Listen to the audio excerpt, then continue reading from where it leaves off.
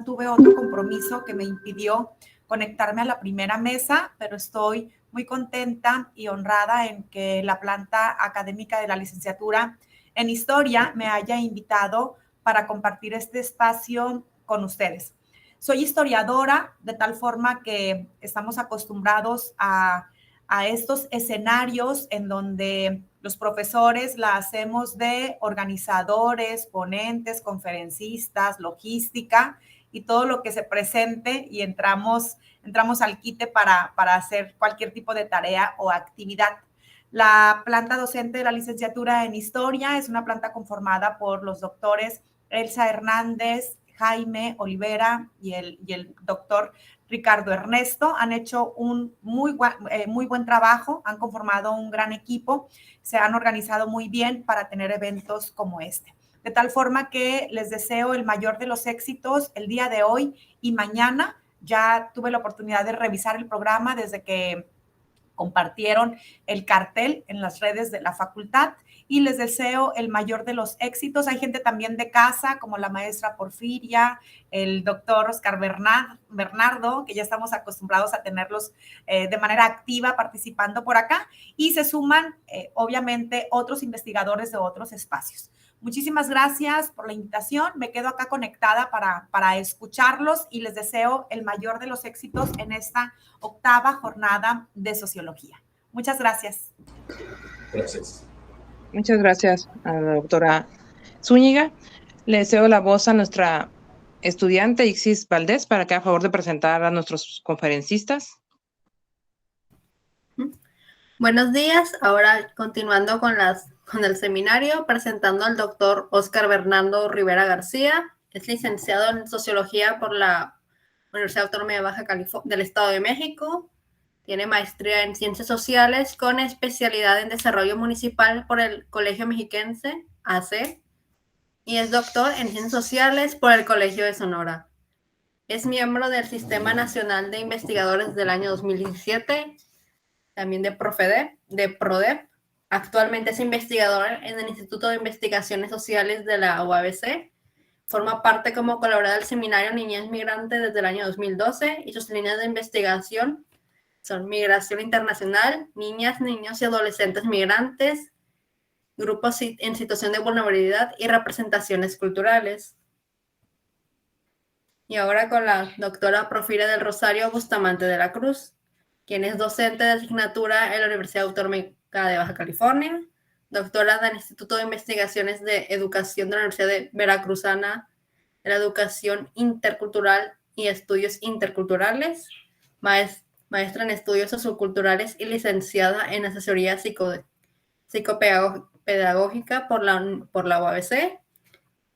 Los principales temas de interés y de investigación son las niñeces y juventudes migrantes, educación e interculturalidad, los cuales también han generado sus publicaciones científicas en revistas nacionales e internacionales. Es miembro del Seminario Internacional Permanente Niñez, Adolescencia y Juventud Migrante de la Universidad Nacional Autónoma de México, la UNAM, la Universidad de Sevilla y la Universidad de Córdoba. Y ahora a continuación con la presentación de su libro. Muchas gracias, Ixis. Buenos días. Por principio, quisiéramos agradecer el espacio y la invitación para presentarles en esta jornada de sociología que se lleva año con año, el espacio para presentarles el libro que tiene como publicación el año 2022 y lleva como título Niñas, Niños y Jóvenes en las modalidades México-Estados Unidos, acercamientos a sus experiencias de vida y escolares, editado por la Universidad Autónoma del Estado de México y coordinado por Óscar Ariel Mojica Madrigal, Norma Vaca Tavira y por supuesto de Porfiria del Rosario Bustamante de la Cruz. La dinámica que la doctora Porfiria y yo hemos planeado un poco es hacer la presentación de las dos partes. A mí me correspondería la primera parte y después le cedería el uso de la voz a la doctora Porfiria para que haga los comentarios de la segunda parte. La idea en términos generales es presentarles a ustedes, más que presentarles, venderles el documento, venderles el libro y venderles es un término figurativo porque es gratis, si alguien está interesado se lo podemos hacer llegar. Pero la idea es venderles el contenido, la información que está en el libro, que es un esfuerzo de muchos investigadores y muchas investigadoras sobre un tema que es nodal, sobre todo para un espacio fronterizo como lo es Mexicali y como lo es Baja California en sí mismo. Bien, el libro en sí consta de 2 partes, que en su conjunto reúne 9 capítulos donde participan entre 14 autores y autoras. Tanto las 2 partes que integra el libro como los capítulos están equilibrados en temáticas y contienen aportaciones conceptuales y metodológicas sumamente importantes. El prólogo está escrito por uno de los investigadores pioneros del tema niñez migrante, que es Edmund Hamann, e invita a leer el libro bajo la siguiente premisa, abro comillas: la vulnerabilidad actual es inevitable, el reto es evitarla y remediarla. Lea los siguientes capítulos no solo por curiosidad de descubrir qué sucede, sino también con el espíritu público de considerar qué puedo hacer, qué podemos hacer. Esta invitación, cierro comillas, esta invitación implica el posible lente con el que el lector puede ir abordando cada uno de los capítulos. Y efectivamente, así fue como se leyó el libro. Primero, saber qué sucede en el contexto para plantearse el qué puedo hacer o el qué podemos hacer. Perdón que te interrumpa. Se oye un poco de ruido, no sé si tengas estás conectado 2 veces o algo, se oye como un ruido de fondo, o no sé si hay algún ruido por ahí, no sé. No, según yo no. Aquí todo está en silencio y no, estoy conectado nada más de una. Ah, ok. ¿Será por el audífono a lo mejor? No sé, se oye un poco como un ruido atrás de ti, un ruido así. Se escucha alguien atrás de mí, no me digas, estoy solo. No, un ruido. Se escucha como interferencia. No. Solo un ruido, sí. No sé si a lo mejor sin audífono, no sé, para escucharte mejor. A ver. Sí, es el sonido blanco del micrófono de los audífonos. Ajá. Sí, tal vez si el micrófono se resuelva mejor, a ver cómo si sin el audífono, a ver cómo te escuchamos, por favor. No, gracias. Disculpa la interrupción. Bien, ¿en qué me quedé? Sí. La idea de Edmund Hamann es precisamente invitarnos a leer el documento con este lente. ¿Qué sucede en el contexto actual y qué podemos hacer como individuos y qué podemos hacer como colectividad? La primera parte del libro se titula Experiencias de vida. En esta primera parte, los autores Vaca Tavira, Sosa Márquez y Rosendo Chávez titulan su capítulo Jóvenes Rurales del Sur Mexiquense, Cultura de la Migración y Resiliencia en Experiencias de Movilidad Transnacional. Este capítulo presenta al sur mexiquense como un espacio resignificado a partir del fenómeno migratorio. Esta resignificación implica la presencia histórica de las redes sociales que han permitido la reconfiguración en varios escenarios. Por ejemplo, los niños sureños identifican cómo el fenómeno migratorio, arraigado en sus comunidades a través de experiencias migratorias exitosas, influye de manera significativa no solo como opción laboral, sino como una forma de vida. Los actores que participan en este capítulo son jóvenes entre 15 y 29 años y se seleccionan a partir de una propuesta metodológica de corte cualitativo con un muestreo estratificado intencional donde la variable central fue el municipio de residencia. A partir de un contexto general sobre las tendencias de las movilidades humanas, los autores exponen el espacio geográfico seleccionado como uno muy particular en cuanto a su participación en migración interna de tipo intra e interestatal y movilidades intra e intermetropolitanas, tanto de tránsito como de retorno. Es decir, una experiencia en el espacio geográfico de mucha trascendencia histórica con el fenómeno migratorio. Uno de los objetivos que llama mucho la atención es el de analizar lo funcional de la cultura de la migración para involucrar a las juventudes en el proceso migratorio. De lo que trata es estudiar las narrativas de los sujetos. Se trata de un análisis microsocial para saber cómo se habitan estos entornos. El espacio de investigación se presenta como un espacio transnacional. Otro de los elementos sustanciales de este capítulo es que es la textura especial de las narrativas. Se cuidó mucho la narrativa de los jóvenes y se puede percibir en ellas una textura especial que nos mueve a los espacios que van narrando en sus entrevistas. Finalmente, en este capítulo establecen como reflexiones finales la diferencia o la diferenciación entre juventudes rurales y juventudes transnacionales, a partir de las vivencias en un contexto cultural determinado, evidenciando la capacidad resiliente del concepto de cultura en el contexto de la migración, con un impacto microsocial de alcance macroestructural. Por su parte, en el siguiente capítulo, López Castro lo titula Infancias digitales y soledades migrantes.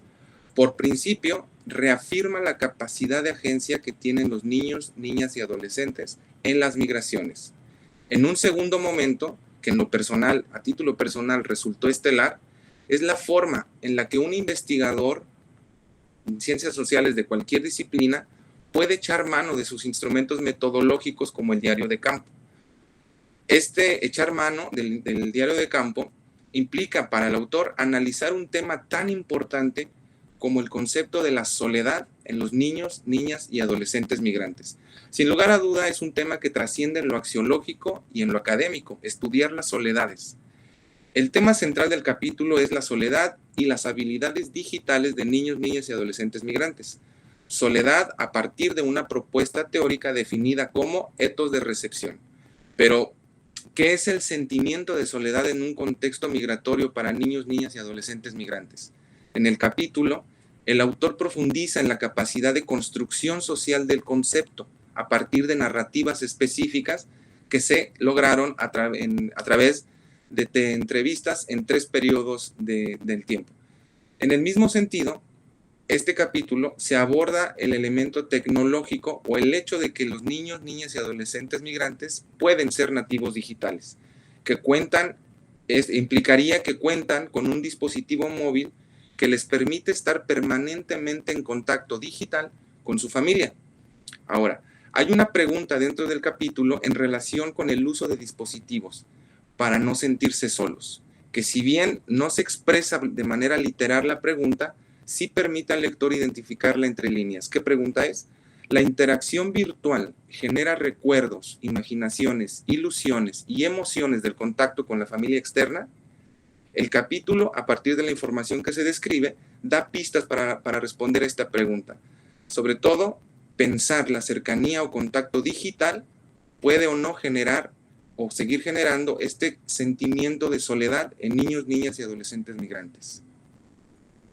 En el siguiente capítulo, Patricia Merlo Barajas desarrolla el título Where Are Us? Experiencia de campo en menores nacidos en Estados Unidos, recursos familiares y comunitarios y su relevancia en la adaptación al lugar de origen de sus padres y madres.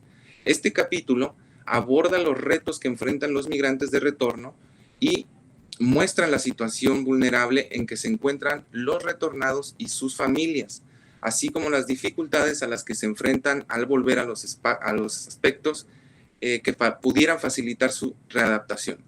Si bien el tema central es el retorno, la autora enfoca el análisis en los niños, niñas y adolescentes que acompañan el retorno, que puede ser un retorno obligado o no. El retorno de sus padres al estado de Michoacán. El contexto de investigación, por lo tanto, es Michoacán. Y se aborda este contexto con un elemento que influye significativamente en la construcción de la personalidad de niños y niñas, que es el contexto migratorio, pero no el proceso en sí mismo, sino el contexto de retorno. Para llevar a cabo el análisis, la autora recurre a la resiliencia entendida como, me permito abrir comillas, la capacidad de una persona para seguir proyectándose en el futuro a pesar de acontecimientos desestabilizadores, cierro comillas. Otro de los elementos importantes de este capítulo son los factores que permiten favorecer a la capacidad de resiliencia en los niños y niñas. Uno de los hallazgos que expresa la autora es el elemento de comunicación como instrumento para generar resiliencia en los niños, niñas y adolescentes de retorno. Esta capacidad de comunicación se identifica a partir de evidencia empírica obtenida a través de entrevistas a actores clave, que a partir de la comunicación afectiva puede contribuir a una asimilación menos hostil para los niños, niñas y adolescentes que experimentan el cambio sustancial de retorno. El capítulo también tiene una aportación conceptual muy interesante. ya que los lectores podrán identificar el significado de la resiliencia primaria y la resiliencia secundaria en un contexto de retorno, y la importancia que tiene el apoyo afectivo, el apoyo social, el malestar emocional y los tutores de resiliencia para el caso de niños y niñas. Para finalizar, la autora, a partir de su experiencia y formación profesional, expone una propuesta enfocada como taller para facilitar la emergencia de resiliencia secundaria, que los lectores podrán leer y analizar para identificar la viabilidad e importancia de esta propuesta. La propuesta, en términos generales, es permitir una acogida integral para aquellos niños, niñas y adolescentes que están retornando a los lugares de origen de los padres. En el siguiente capítulo de esta primera parte del libro se aborda el tema ser joven migrante y estar privado de la libertad en la frontera norte. Los autores abordan una particular situación que experimentan algunos jóvenes en la frontera norte, que se han movilizado en busca de mejorar sus condiciones de vida, o bien que viven y se desenvuelven en el circuito fronterizo de algunas ciudades del norte de México. Esta situación particular es haber estado privado de su libertad por haberles comprobado su participación en un delito. ¿Qué significa? ¿Qué significado tiene ser considerado como marginal por el hecho de movilizarse en busca de mejores condiciones de vida? Se preguntan los autores. ¿Qué importancia tiene el contexto para esta clase marginal? Estas preguntas se abordan de manera transversal a partir de 4 entrevistas a profundidad a jóvenes que por diferentes circunstancias estuvieron privados de su libertad en una ciudad fronteriza en los centros de tratamiento para adolescentes de San Luis Río Colorado y Nogales en Sonora, el centro de tratamiento en Güemes, Tamaulipas, el centro de tratamiento en Ciudad Juárez, Chihuahua. También dentro de este mismo capítulo, se hace un análisis sobre las diferentes normatividades protectoras de los niños, niñas y adolescentes migrantes.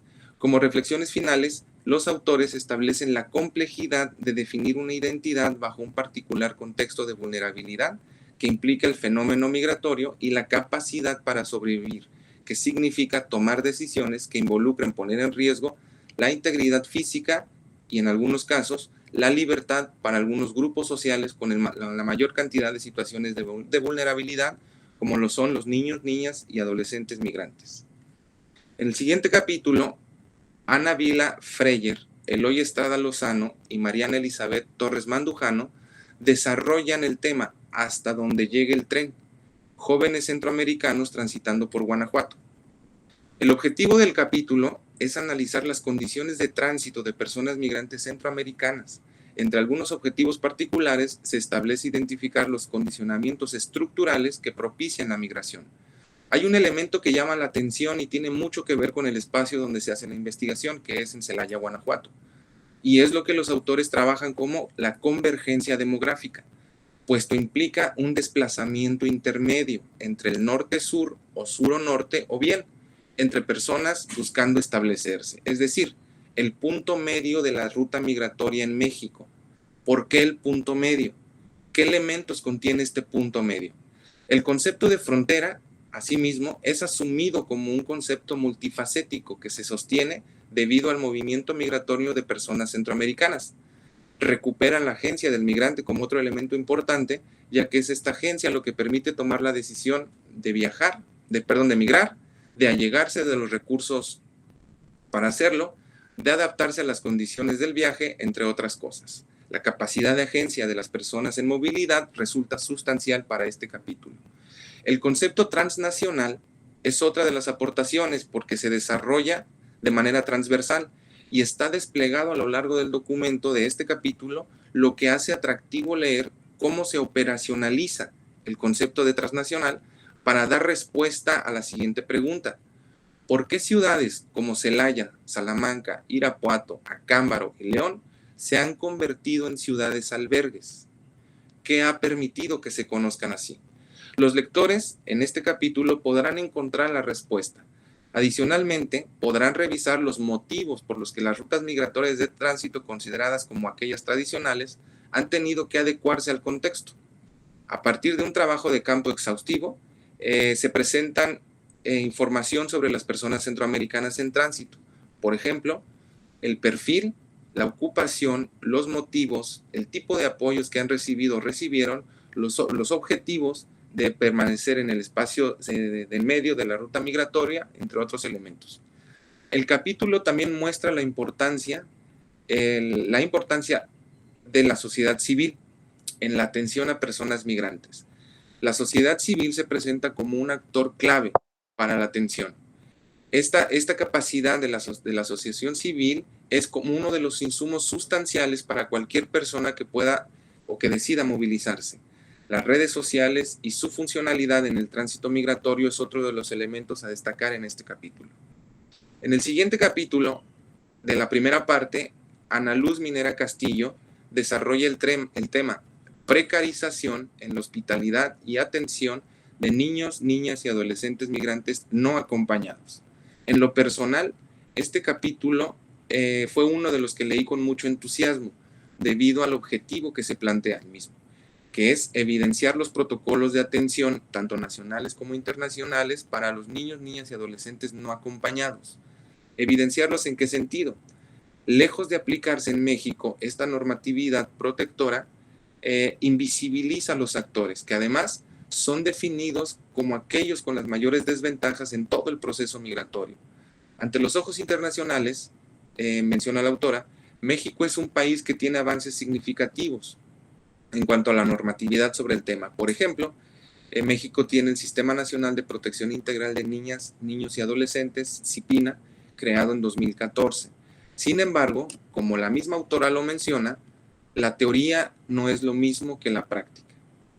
Se explica la capacidad heterogénea de los actores, así como el enfoque de las políticas públicas que priorizan la seguridad nacional y no la asistencia humanitaria en relación con el tema migratorio. Debido a la heterogeneidad de los actores, la autora propone ubicarlos como epicentro de los temas que les conciernen, a partir de reconocer su capacidad de agencia para atender sus verdaderas necesidades. Después de un análisis sobre la contradicción que existe entre la normatividad y la práctica en relación con la protección integral, la autora analiza algo que es sumamente interesante, que son las familias tutoras para niños, niñas y adolescentes migrantes no acompañados. Se visualiza como un reto estructural debido a que se debe establecer, como lo dice la autora, el buen desempeño de las actividades institucionales. Bueno, en otras palabras, se propone la institucionalización de las alternativas de acogida. Para mayor profundidad, los lectores podrán leer en este capítulo lo que en 2019 se anunció como el modelo de cuidados alternativos para niños, niñas y adolescentes migrantes no acompañados en dos rubros. ¿Qué es la modalidad familiar y qué es la modalidad residencial? Que al momento de leer y analizar esta propuesta que hace la autora, pudiera ser la clave para ofrecer la tan anhelada atención integral para niños, niñas y adolescentes migrantes no acompañados.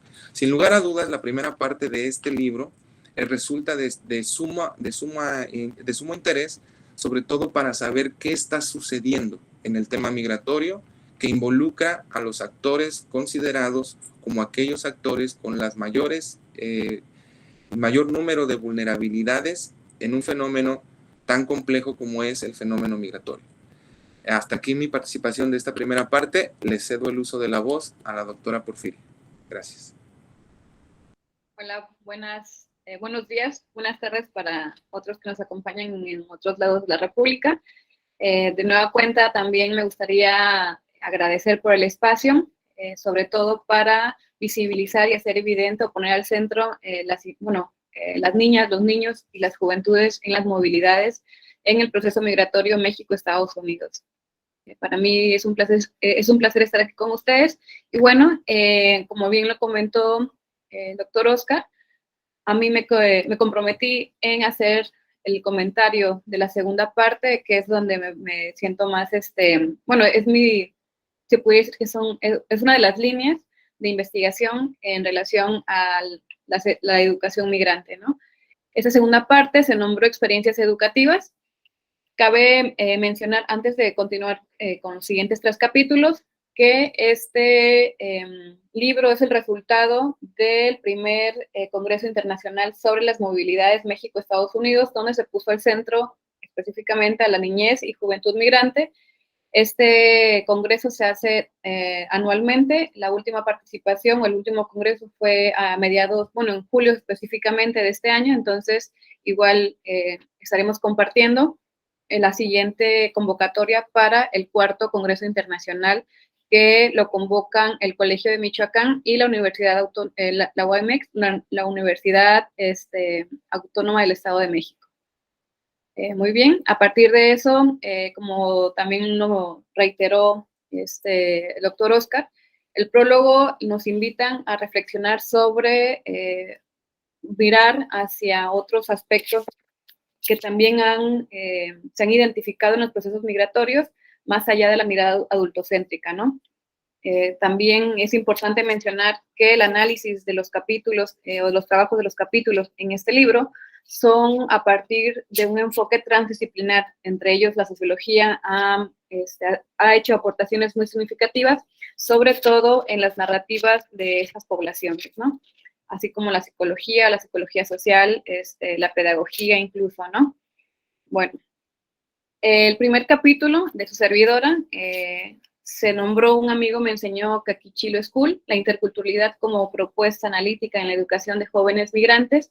Data principalmente o empieza con un relato etnográfico en el cual tuve la primera experiencia en el 2015 en acercarme a una escuela para identificar a la población estudiantil únicamente en secundarias a partir del Programa Binacional de Educación Migrante, el cual es un programa que nace en el 82. A partir de 1982, pues bueno, se hace con vinculación México-Estados Unidos, específicamente Tijuana-San Diego. Empezó a operar con talleres de apoyos educativos para la población que se inserta en el sistema educativo mexicano y en el sistema educativo estadounidense. Los primeros talleres se dieron en Tijuana y llegó a Mexicali hasta el 2015, que hicimos el pilotaje sobre ese tipo de talleres, ¿no? En ese relato narro principalmente cuál es el recibimiento que hicieron o que me hicieron las autoridades educativas en una secundaria, donde proveen o dentro de las principales aportaciones que da este programa, pues bueno, solamente radican las estadísticas que se debe hacer en todas las escuelas de México para conocer cuáles son las nacionalidades que están inscritas en los centros escolares, ¿no? Entonces, yo con esas estadísticas acudí a una secundaria y solicité, a partir de un oficio que tenía por parte de la Coordinación Estatal de PROVEM, hablar con el director para ofrecer estos talleres. La primera o la única respuesta que tuve de esa autoridad fue que aquí no hay migrantes, ¿no? Entonces, desde ahí empieza la invisibilización de estos actores en el campo educativo. Posteriormente, pues me doy cuenta, ¿no? ¿Qué pasa en ese tipo de situaciones donde las mismas autoridades educativas no quieren dar pauta para que este tipo de poblaciones pues puedan tener acceso a un servicio que es gratuito, pero también es voluntario, es decir, aquellas escuelas que están interesadas en que niños migrantes o jóvenes migrantes quieran tomar este curso, bueno, este taller que es de 10 sesiones, pues bueno, es voluntario también, ¿no? Ahí también doy cuenta de la última investigación que hice en el doctorado, donde tomé en cuenta el campo en Mexicali, Baja California, y en Flagstaff, Arizona, ¿no? A partir de ese estudio multisituado pude identificar principalmente las narrativas del proceso migratorio al momento de inserción, retomar este primer día de clases en otro sistema educativo, ya sea en México o en Estados Unidos, cuáles son esos saberes y, saberes haceres que ellos han construido desde sus lugares de orígenes, así como los conocimientos de contenido curricular a los cuales ellos han sido escolarizados, ¿no?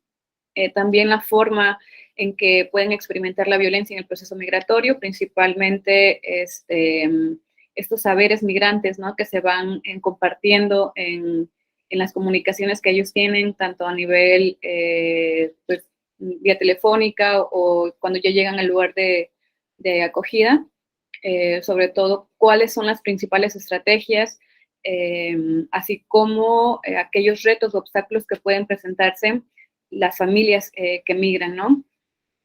Cabe mencionar que en este primer capítulo también se está tomando en cuenta que los investigadores seamos amplificadores o voceros, ¿no? de las narrativas de estas poblaciones para saber cuál es la otra cara de la migración, donde los rostros principalmente son las niñas, niños y jóvenes migrantes.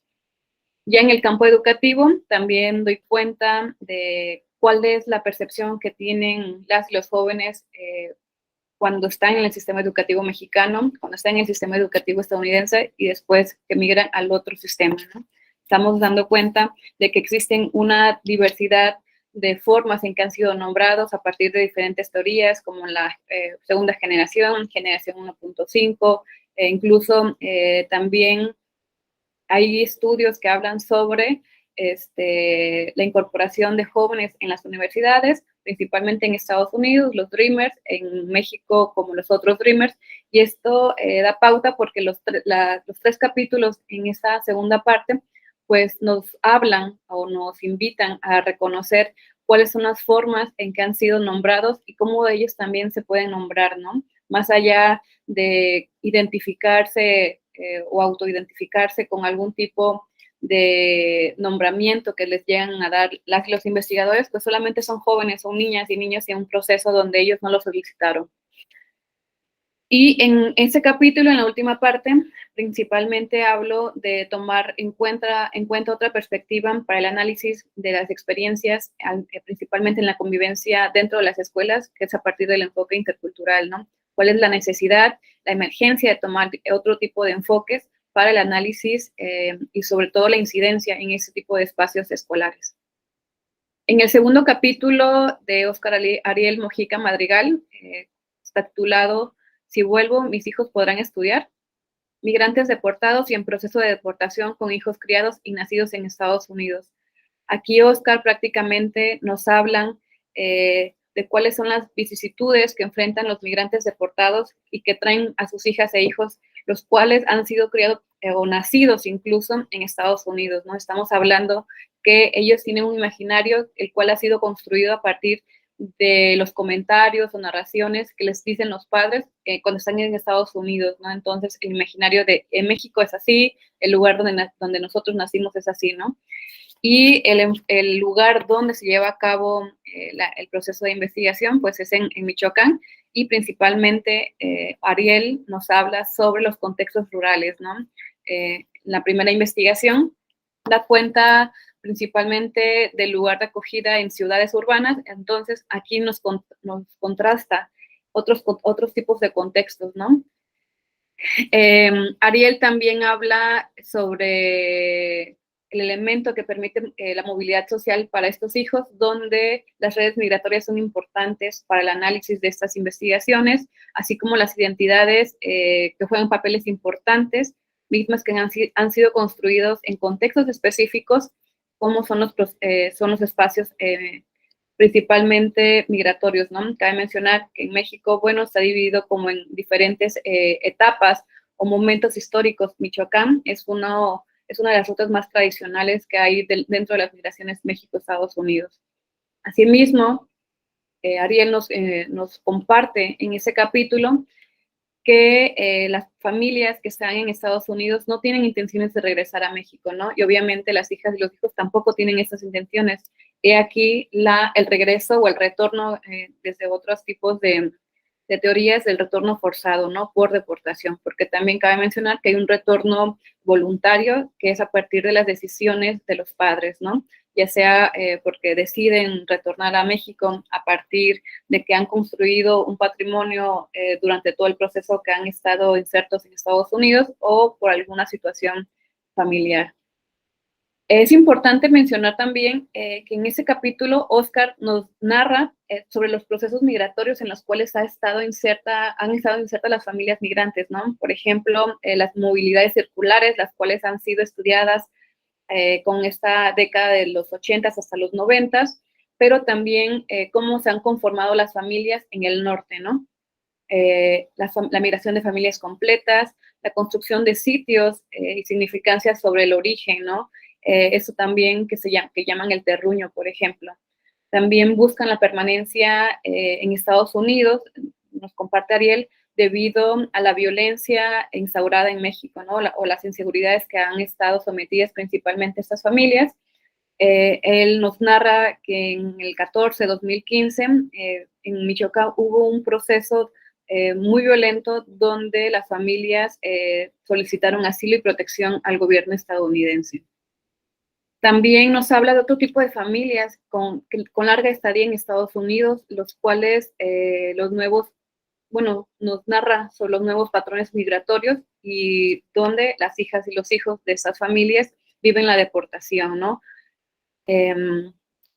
También nos da cuenta sobre el inicio de su estudio principalmente, que se enfoca en analizar cuáles son las experiencias que tienen, insisto, niñas, niños y jóvenes criados y nacidos en Estados Unidos, y cuando regresan a México, pues bueno, este rechazo que viven de sus pares, incluso otros actores de los entornos en el que buscan integrarse, ¿no? Habla de que los niños y los jóvenes tras regresan a un México que no les pertenece, no lo sienten suyo. También hace un recuento de la construcción del imaginario del norte, donde cito, que es el lugar donde se barren dólares, ¿no? El imaginario de cómo es, el imaginario principalmente de los que se quedan en México y sus familias migran, que hacen este recuento de, bueno, es que en Estados Unidos se va a ganar dinero, ¿no? Y aquí nos da cuenta que no necesariamente es así.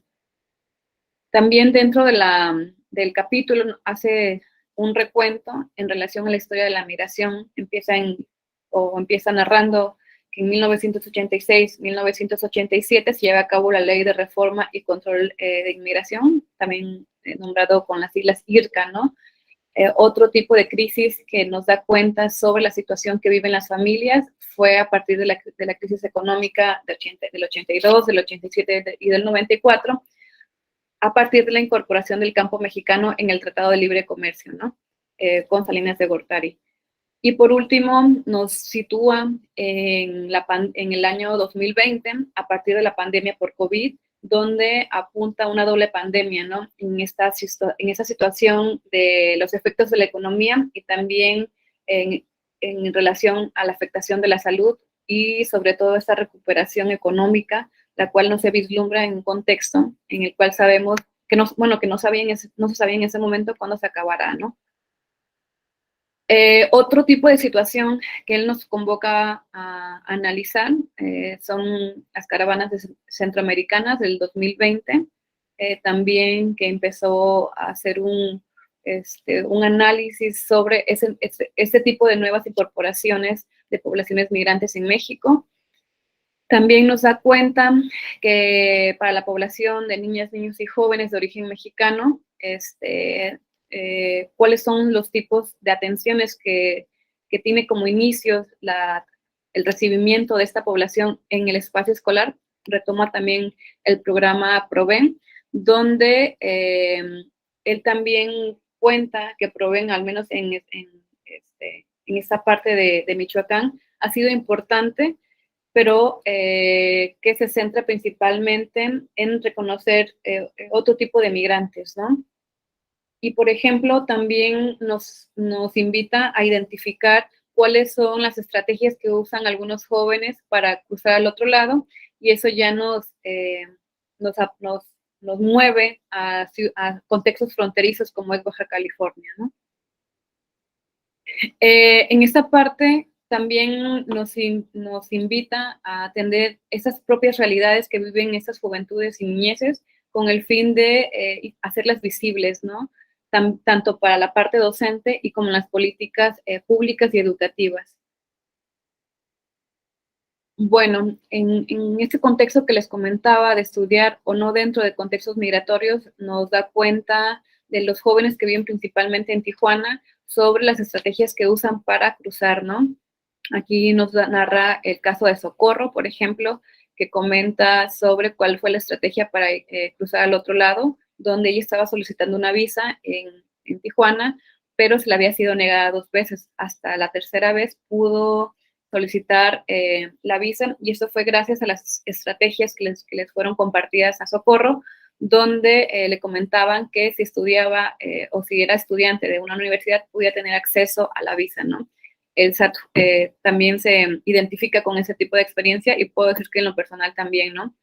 Esto debido a que, bueno, en lo personal, también llegué a una ciudad fronteriza, en este caso en Mexicali, me inscribí a la universidad y a partir del primer año, me parece, ya pude solicitar mi visa. Entonces estamos hablando de cuáles son las bondades, por decirlo de alguna manera, de radicar en una zona fronteriza y cuáles son las estrategias que podemos emplear para cruzar al otro lado, ¿no?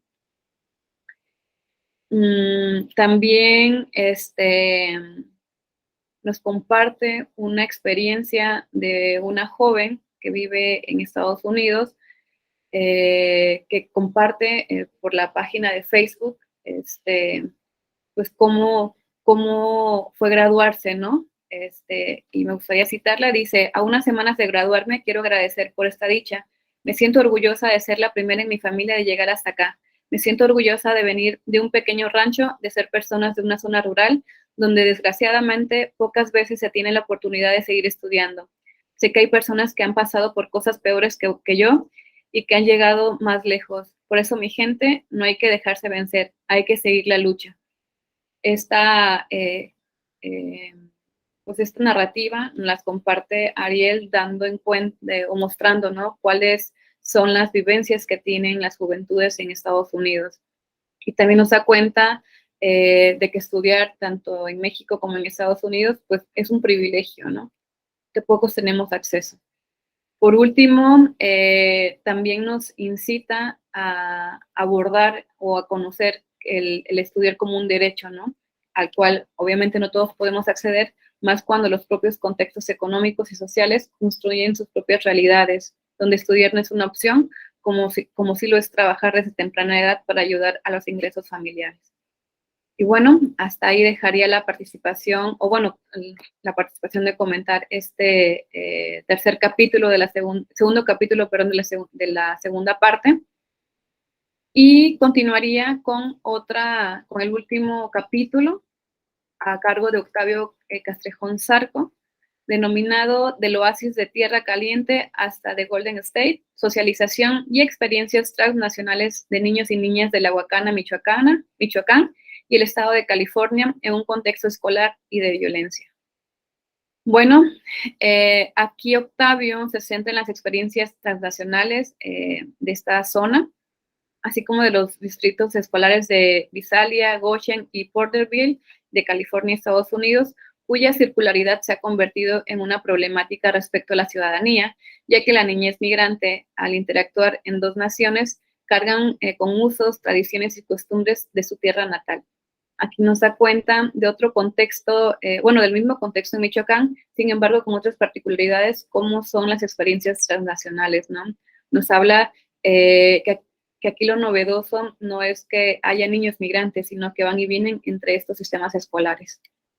El objetivo del trabajo consistió en recuperar la memoria y analizar las prácticas de socialización y sociabilidad de esta población en un contexto, reitero, educativo y de violencia. Para ello, analiza cuándo se hizo visible este sector de la población que día con día crece y que ha pasado desapercibido por su condición de invisibilidad. En los diversos estudios que existen dan cuenta de esta situación de invisibilidad, pero cada población, y tomando en cuenta cada contexto, tiene ciertas particularidades, tomando en cuenta la trayectoria de vida y también la trayectoria particularmente escolar, ¿no? Ya que a diferencia del primer capítulo que habla de este tipo de estudiantes, al menos en el primer capítulo se retoman estas experiencias donde han estado al menos de 6 meses en un sistema educativo escolar, a un año o incluso una larga trayectoria escolar donde se toman en cuenta primaria y secundaria, por ejemplo, ¿no? Estamos hablando de 2 niveles educativos.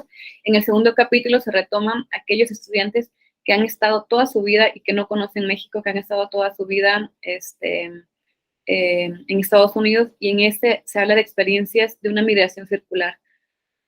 Bueno, en esta parte también Octavio analiza en el contexto escolar y de violencia la voz y la opinión de esta población, siendo las escuelas, después de la familia, y los espacios donde comienzan su proceso de sociabilización y sociabilidad.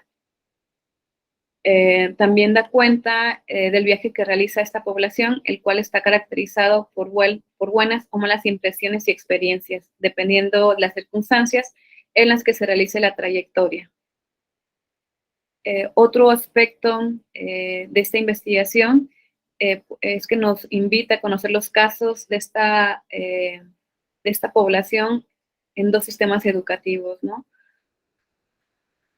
También es importante mencionar que el autor también retoma cuál ha sido la participación que tiene Proven en México y en Estados Unidos, principalmente en México, donde se intenta atender, ¿no? Y estoy de acuerdo en esta opinión de Octavio, donde, de hecho, en su capítulo pone atender, entrecomillado, porque pareciera que sí tiene buenas aportaciones. Sin embargo, en la incidencia no ha llegado a tener grandes avances. Las únicas formas de atención es solamente de brindar información, el intercambio entre docentes México-Estados Unidos y visibilizar cuál es el alcance de la población, ¿no? Principalmente en México, pero más allá de eso, la población sigue creciendo. Y ya en la parte más narrativa del capítulo, me gustaría compartir la narrativa que él nos comparte de Carolina, que dice, o que nos cuenta que es una niña de 14 años nacida en Estados Unidos, quien estudió preschool y 2 años en una escuela elemental en el estado de California, y antes de ingresar a 3er año de primaria, sus papás decidieron regresar a vivir a Michoacán. Y esto debido a que sus abuelos tenían terrenos y por su edad ya no podían hacerse cargo de los mismos, ¿no? A partir de eso, Octavio le hace la pregunta, ¿cómo te sentiste al llegar a la Huacana? Y ella responde, fue muy difícil porque yo no sabía hablar bien el español. De hecho, yo no me he podido aprender el abecedario en español. Se me hace un poco difícil y a veces cuando estoy leyendo, porque en mi casa hablo puro inglés porque mis papás lo hablan mucho y ellos lo entienden bien, y pues yo al llegar me tuve que ir adaptando. Aunque era muy difícil, a veces me enojaba porque no entendía y aprendía con una amiga. A pesar de que ella migró cuando estaba en 3º de primaria, pues bueno, fue entrevistada a los 14 años, ¿no? Asimismo, nos habla de otro joven, de Yazan, donde le hace la pregunta de dónde te consideras, ¿no? Y él responde, Estados Unidos, porque cuando vivía allá estaba más bonito y tenía más cosas y me gustaba más la forma de vida allá. Y él responde, bueno, y Octavio le pregunta que si le gustaría regresar a Estados Unidos y Yazan responde que sí, que a estudiar. Y así nos da cuenta de diferentes narrativas. También nos presenta otro caso de Isabel, donde ella narra cómo fue el tránsito de México a Estados Unidos, ¿no? También nos habla sobre el primer día de clases, cuando llegó a México, donde pues ese tipo de disonancias que viven entre ambos sistemas educativos, donde nadie les enseña cómo es vivir en México, cómo es el sistema educativo en México, cuáles son las prácticas meramente dentro de la cultura escolar, ¿no? Cuáles son las tradiciones o los rituales a los cuales están sometidos las y los estudiantes, tanto en México como en Estados Unidos. Y pues bueno, ya en la última parte nos da cuenta de tanto que en México como en Estados Unidos el interés por los estudios sobre la niñez migrante ha sido muy escasa. Es por eso que hoy en día existe una profunda necesidad de realizar investigaciones con un enfoque interdisciplinario, esto desde la voz y la opinión de la niñez migrante. Pues bueno, hasta aquí yo dejaría mi participación y de nueva cuenta los invito a leer este libro, donde pone en el centro el estudio de las niñeces y juventudes migrantes en la migración. Gracias. Muchas gracias. Yo quisiera finalizar con lo siguiente. El libro es un gran esfuerzo que se materializa con la publicación en un periodo incierto, tanto a nivel nacional como global. ¿Sí se escucha bien? Sí, gracias. La pandemia que experimentamos como sociedad reconfiguró absolutamente todo lo que sabemos sobre el fenómeno migratorio. Ahora el tránsito es diferente, es mucho más complejo. La cultura de la migración se ha visto afectada por las diferentes tecnologías de la comunicación que permiten compartir, por ejemplo, esas historias de éxito migratorias que de alguna manera pueden o no atenuar la percepción de soledad. Para los estudiantes de licenciatura, para todo el público en general, leer el documento les va a generar a ustedes mucha riqueza, porque si una cosa tiene el documento es el cuidado de las narrativas. Pueden ustedes identificar cómo se cuida la narrativa en cada uno de los temas a partir de las entrevistas realizadas. Para los estudiantes hay diferentes metodologías aplicadas y sobre todo pueden ustedes identificar cómo se operacionaliza la teoría para ponerse en práctica, recordando que la teoría es parte fundamental para acercarnos a los fenómenos sociales. Con esto finalizo. Muchísimas gracias. Estamos a sus órdenes. Gracias, Oscar. Igual dejé el link en el chat para quienes también gusten tener acceso a él. Sí, muchas gracias a ambos por su presentación. Vamos a darle la voz a Arlet para que comente algo sobre el texto.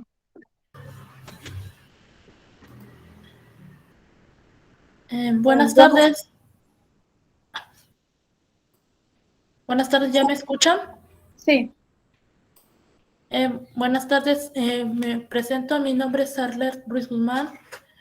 Yo soy egresada de la Universidad Autónoma del Estado de Morelos. Yo radico en el Estado de Morelos, municipio de Xochiapan. Es un honor también estar en este foro de estudiantes de sociología porque estos temas me benefician para el desarrollo de mi profesión.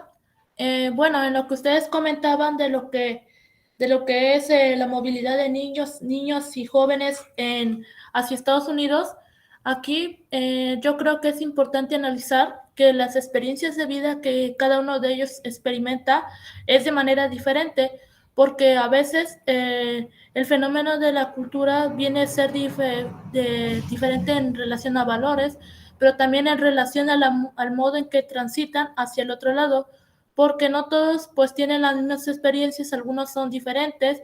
Entonces, si vemos, también es una cuestión que influye no tan solo en la parte cultural, sino también en la parte en la de donde ellos buscan lograr un sueño por llegar hacia el otro lado, pero también por otra parte, ver en este sentido en dónde nos estamos dirigiendo, pero desde el fondo, desde la infancia, porque si lo vemos, acá hay una serie de estímulos de vida que están influidas no tan solo por experiencias, sino también desde la parte económica, desde la parte cultural, pero también desde la parte transaccional, que esto tiene que ver no tan solo desde ellos, desde qué edad empiezan a soñar con tener una experiencia de forma transaccional, sino también por otro lado, ver ese sentido de los recursos económicos con los que ellos cuentan, porque si lo vemos, hay diferente adaptación en los menores,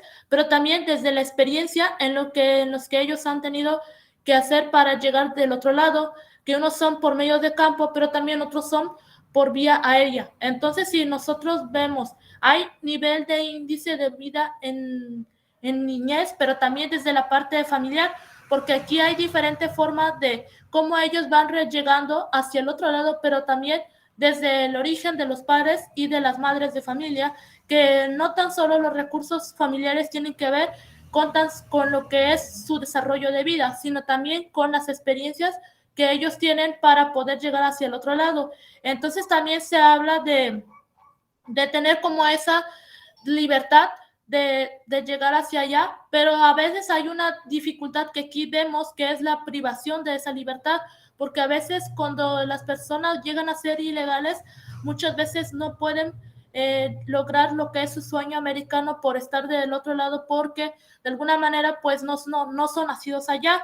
Entonces vemos también una barrera en la parte en lo que tiene que ver con el cruce hacia el otro lado, porque esto tiene que ver en la parte económica, pero también en la parte social, porque hay una limitación de políticas institucional para poder llegar hacia el otro lado. Entonces, lo que aquí nos comparten es todo este sentido de lo que es la relación de la vida social humana, pero también relación de la vida económica, relación de la vida familiar y relación de la vida hacia la atención de los migrantes, porque si lo vemos, hay migrantes que son acompañados y hay migrantes que no son acompañados, y vemos también una situación de precariedad que a veces en edad temprana se llega a presentar por esa situación misma de que a veces no hay como ese acompañamiento con los niños para cómo poder llegar hacia el otro lado.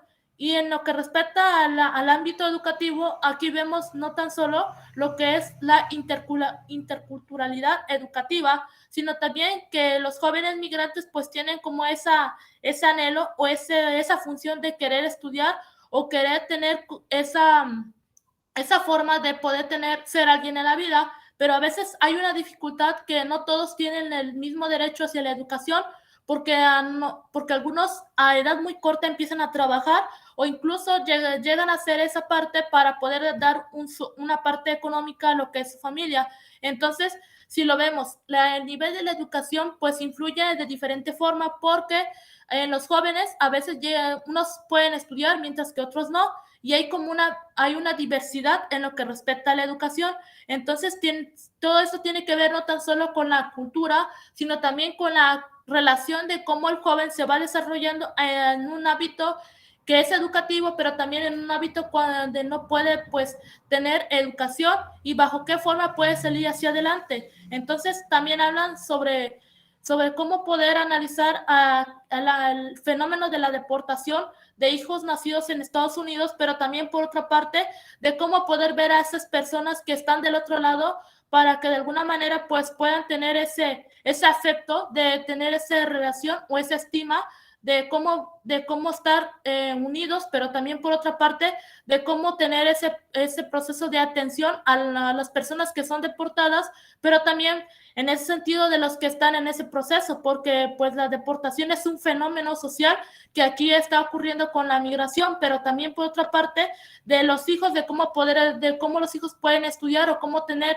esos anhelos para ser alguien en la vida. Entonces, todos estos son experiencias que marcan la vida porque son transicionales, es decir, que no tienen un proceso estancado, sino que de alguna manera, pues esto se está viendo conforme con el paso del tiempo, no tan solo en los estados de la República de aquí del país, sino también del otro lado, y ver que también dentro del contexto escolar a veces llega a presentarse la violencia, porque a veces no hay como ese rango o no hay esa estima de valores que debe de haber en lo que respecta a la forma de atención a la educación, sino que a veces esas experiencias transaccionales a veces no tan solo se da de la misma manera en los niños, sino que en los jóvenes también influye de esa forma. Entonces también tenemos que ver no tan solo el contexto de inmigración en jóvenes, sino también en niños y ver cómo ellos son influidos en este rango de la característica de pasar hacia el otro lado, pero también por otra parte desde el ámbito educativo, de que a veces no todos tienen el mismo derecho a la educación,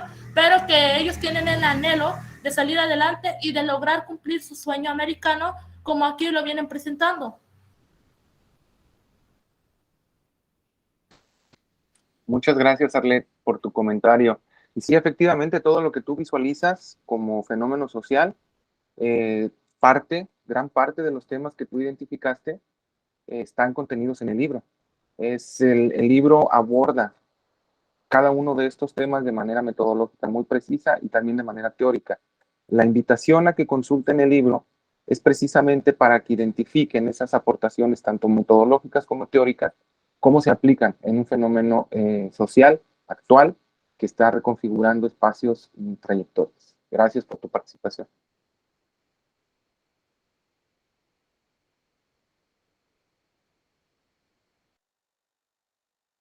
Sí, adelante, Emerson. Hola, buenas tardes. Únicamente quiero felicitar al doctor Oscar y a la doctora Porfiria por esta excelente presentación.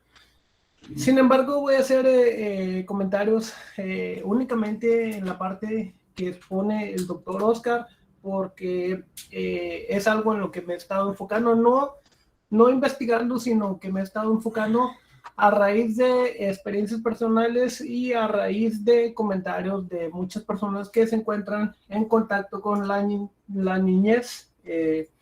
Entonces, sí, como bien menciona el doctor Oscar, la pandemia fue un parteaguas, ¿no? O sea, a raíz de la pandemia todo cambió.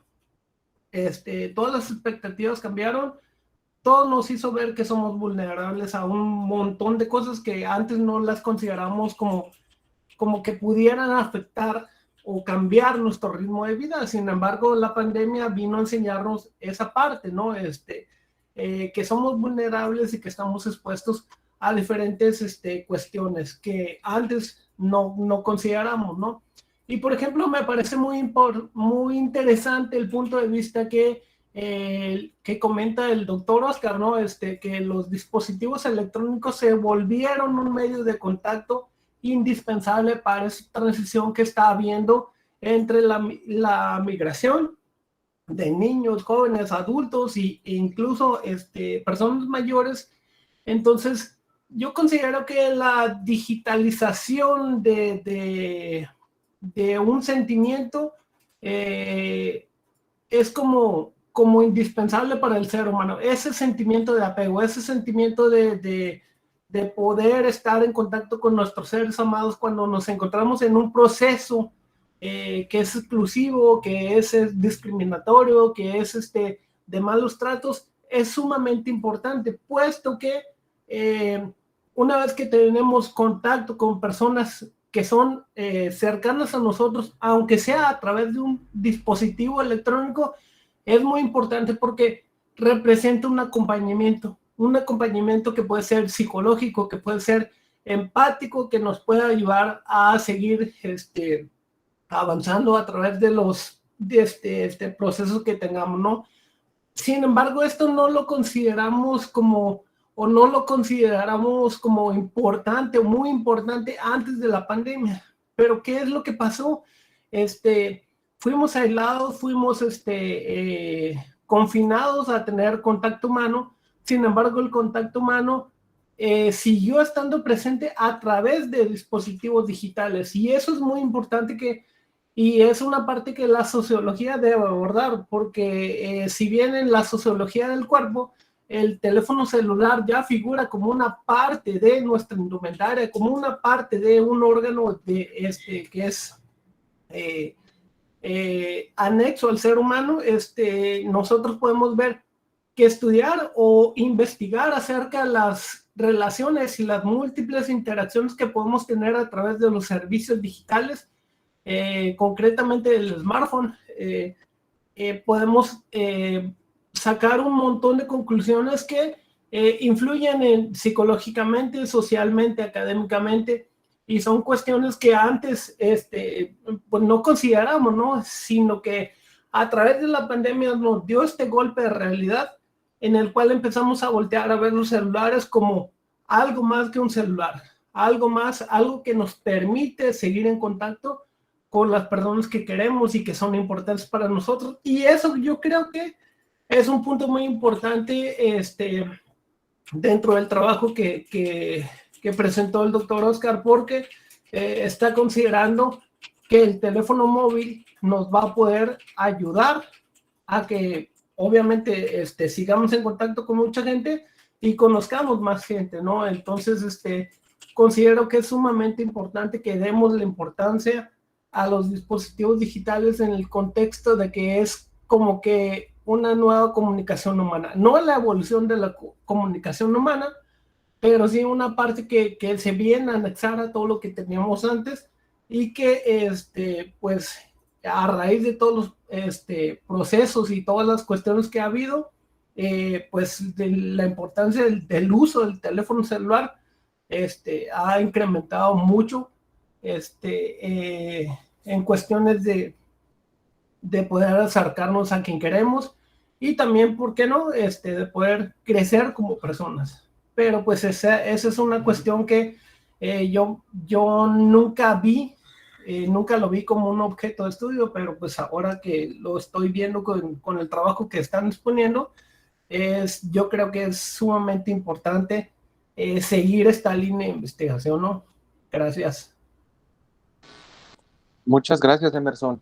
El capítulo del doctor López Castro es revelador, es muy importante, porque en ese capítulo del libro que estamos presentando, al que titula Infancias Digitales, el doctor identifica el elemento conceptual de soledad, pero lo identifica y lo investiga en 2 tiempos.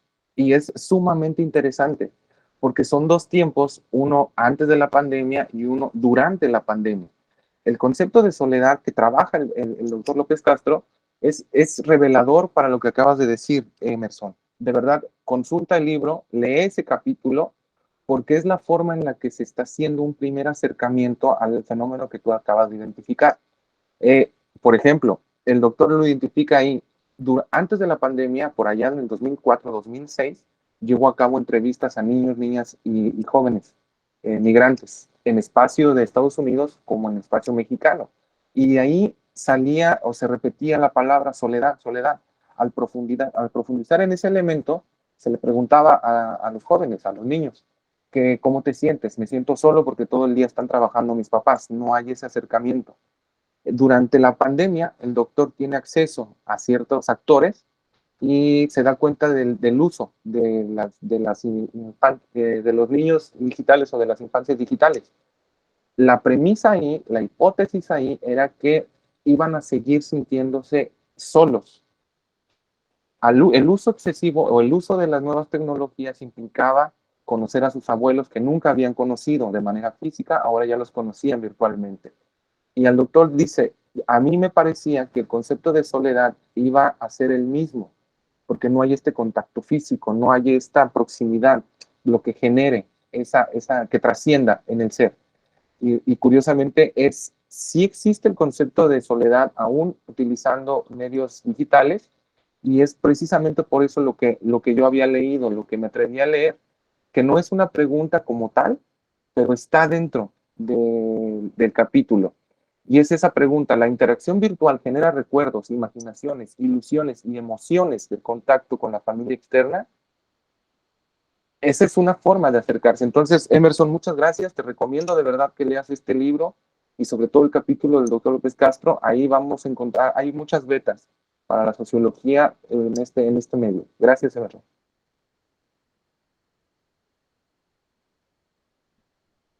Sí, muchas gracias. ¿Alguien más tiene alguna otra pregunta o comentario? Carla Regina comenta, de hecho, si hay una investigación sobre el uso del teléfono móvil en los procesos de movilidad. Se basan en la teoría de redes de Massey.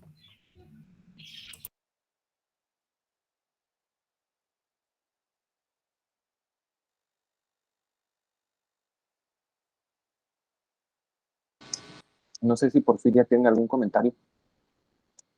Pues no, sinceramente, bueno, revisamos todos los capítulos de forma conjunta. Justo dices en el clavo, ¿no? ¿Cuáles son las aportaciones, principalmente las experiencias de vida de las niñeces y juventudes, tomando en cuenta diferentes procesos de la migración, desde que parten, desde que están en movimiento, que transitan, hasta que llegan al lugar o la meta, ¿no? El lugar de acogida. Sinceramente, hablar o analizar los procesos migratorios de estos actores y actrices, pues más que nada es ver qué quieres estudiar, desde qué postura, si es de la mirada sociológica, pues bueno, vislumbrar todas estas aristas que, como bien lo comentaba Arlet y también Emerson, cuáles son las contextualizaciones que demandan nuevos estudios, ¿no? O más que nuevos estudios, nuevas propuestas para hacer estos estudios, tanto a nivel teórico como metodológico, ¿no? Una invitación, ahora sí, general para las y los que están en procesos de investigación o que buscan hacer una tesis, ver cuáles son también sus intereses particulares, porque eso los va a llegar a mover o encontrar otros lugares donde se sientan pertenecientes, se sientan identificados y ahí seguir avanzando en esos procesos migratorios. De la migración, no sé, algunos estudiosos dicen que ya se ha dicho todo, pero no es cierto. Sigue habiendo aristas, sigue habiendo brechas en las cuales nosotros vamos desarrollando la perspicacia para poder identificar cuáles son las situaciones que en verdad pues nos mueven y seguir mostrando estas vivencias, estas experiencias desde otros momentos. Ahora sí, la pandemia nos ha atravesado a nivel personal, pero también a nivel metodológico. La mayoría de las investigaciones fueron atravesadas por esos procedimientos. Y incluso algunos investigadores o bien optaron por pausar sus investigaciones, otros lo continuaron en esos procesos, y es ahí donde este tipo de herramientas digitales, el WhatsApp, el Facebook, otras plataformas, han ayudado, ¿no?, a dar un seguimiento, continuidad en el transitar de estas poblaciones. Sí, ahí es muy importante, no es decir, no es algo nuevo la cuestión del uso de redes sociales digitales, ¿no? En lo que es la migración, a tal grado que recuerden que Facebook y todos los grupos justamente por eso, ¿no? Cuando fue esta contienda en el periodo justamente de Trump. Pero sí es interesante, creo yo, desde el texto a lo que he escuchado al momento, porque todavía no reviso el texto propiamente.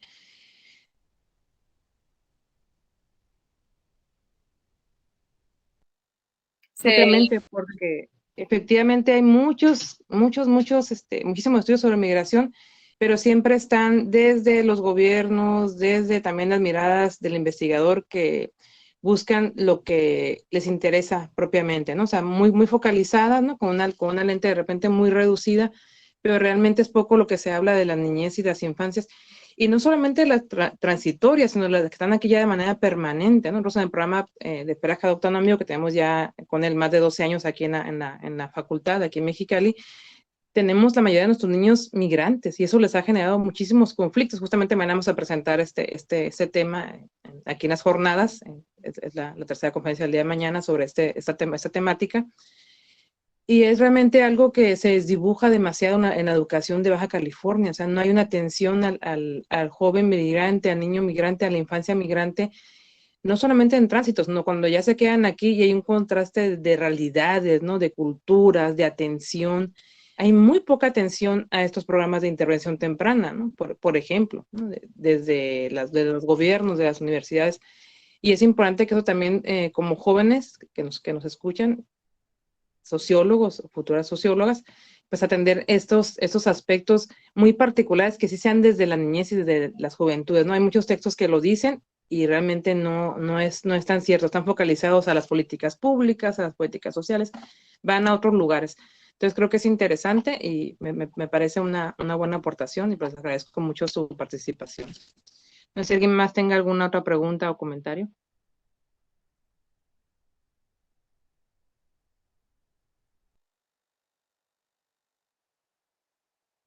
¿No? Bueno, entonces, de no tener ninguna otra pregunta, cerraríamos esta conferencia. Regresaríamos el día de hoy a las 2 de la tarde, hora Pacífico, con la tercera conferencia de este día, donde nos va a acompañar la licenciada Diana Barrón sobre un tema muy interesante, también de otra población vulnerable, que es la vejez en Baja California. Muchas gracias por la invitación. Sí, y seguimos en contacto. En contacto, gracias. Hasta luego. Bye.